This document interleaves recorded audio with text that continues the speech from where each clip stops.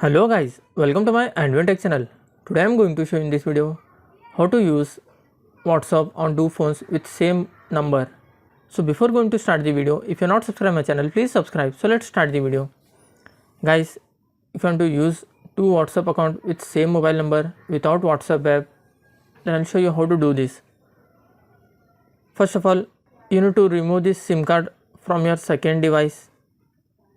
After removing the SIM card, you just need to download the WhatsApp by connecting the Wi-Fi.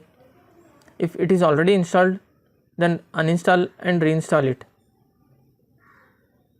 After installing the WhatsApp, just select the language, tap on next, tap on agree and continue, tap on allow. Before entering the number, you just need to click on this three dot.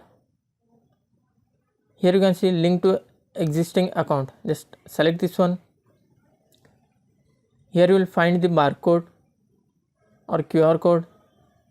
You need to go to your device 1, which is your main WhatsApp account. You just need to scan this QR code from that WhatsApp account.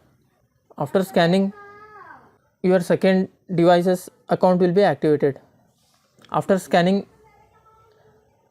your second WhatsApp account will be activated with same mobile number.